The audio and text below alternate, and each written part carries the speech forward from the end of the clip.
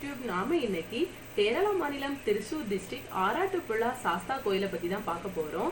இந்த கோயில் பாத்தீங்கன்னா திருசூர் ரயில்வே ஸ்டேஷன்ல இருந்து 13 கிலோமீட்டர் டிஸ்டன்ஸ்ல தான் அமைஞ்சிருக்கு. நாங்க இந்த கோயிலுக்கு பூரம் ஃபெஸ்டிவல் டைம்ல தான் போயிருந்தோம். அதனால இந்த ஏரியாவே ஃபுல்லா களை கட்டி இருந்துச்சு. கேரளால கோயில்கள நடைபெற பூரம் ஃபெஸ்டிவல் ரொம்பவே ஃபேமஸ் தான். அதுலயுமே எல்லா பூரம் ஃபெஸ்டிவலுக்கும் தாயா சொல்லப்படுறது ஆராட்டுப்புழா பூரம் ஃபெஸ்டிவல் தான். இந்த கோயில் 3000 ஆண்டுகளுக்கு பழமையானது அப்படின்னும் 1400 வருடங்களுக்கு முன்னாடி இருந்துதான் பூரம் ஃபெஸ்டிவல் வருஷம் வருஷம் கொண்டாடப்படுது அப்படின்னு சொல்லப்படுது. இந்த கோயில்ல மெயின் கடவுளான தர்மசாஸ்தா அதாவது ஐயப்பர் ராமரோட சகோதரர்களோட அம்சத்திலையும் ராமரோட குருவான சப்தரிஷிகளில் ஒருவரான வசிஷ்டரோட அம்சத்திலையும் நமக்கு அருள்பாலிக்கிறாங்க. ஆராட்டு அப்படிங்கிறதுக்கு புனித நீராடல் அப்படிங்கிற பொருள்படும்.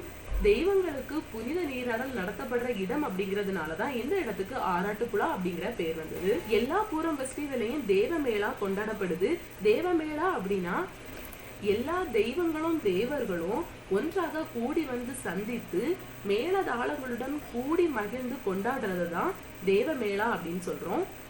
அந்த கொண்டாட்டத்துக்காக தான் ஆராட்டுப்புழாவை சுற்றியுள்ள பகுதிகளில் இருக்க கோயில்களில் உள்ள தெய்வங்கள் யானைகள் மேல அமர்த்தி இந்த கோயிலுக்கு கொண்டு வருவாங்க.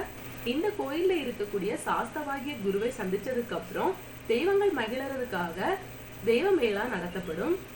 ஆராட்டுப்புழா பூரம் ஃபெஸ்டிவல் 7 நாட்கள் நடைபெறும். விழாவோட எண்டுல தான் ஆராட்டுன்னு சொல்லப்படுற புனித நீராடல் நடைபெறும். இங்கு கொண்டு வரப்பட்ட எல்லா தெய்வங்களும் ஆராட்டுப்புழாக்கு பக்கத்துல இருக்கக்கூடிய மந்தார கடவு ஆற்றங்கரையில புனித நீராடல் செய்யப்படும். அதுதான் ஆராட்டுப்புழா பூரம் ஃபெஸ்டிவலோட கடைசி நிகழ்ச்சி நடைபெறும் போது யானைகளுக்கு மேல வைக்கப்படும் தெய்வங்களோட சிலை, அந்த குடைகள், வெஞ்சாமரம், அந்த கலரா மாத்தி எடுப்பாங்கல்ல அதுக்கப்புறம் அந்த தீவெட்டி எல்லாமே இங்கதான் அமைச்சிருந்தாங்க. கோயிலோட வெளிப்புற சுவர்கள் ஃபுல்லாவுமே விளக்குகள் ஏற்றப்பட்டிருந்துச்சு. ரொம்பவே அட்டகாசமா பண்ணியிருந்தாங்க. இந்த கோயில் யாரால முதல்ல தோற்றுவிக்கப்பட்டது அப்படிங்கிற ஹிஸ்டரி நம்மளுக்கு தெரியல. இருந்தாலும் கொச்சின் வம்சத்தினராலதான் பெரிய கோயிலா எழுப்பப்பட்டது. பூரம் ஃபெஸ்டிவல் நடைபெற நேரத்துல ஸ்ரீராமர் தன்னோட குருவான வசிஷ்டரை காண இந்த கோவிலுக்கு வருவதாகவும் தேவர்களும் இந்த கோயிலுக்கு வருவதாகவும் பக்தர்கள் நம்புறாங்க. பூரம் நடைபெற நேரத்துல சாஸ்தாமிண்டை மேளம், பஞ்சாரி மேளம், இளஞ்சதார மேளம் அப்படின்னு டிஃப்ரெண்ட் வகையான மேளங்கள் அந்த நேரத்துல இசைக்கப்படும்.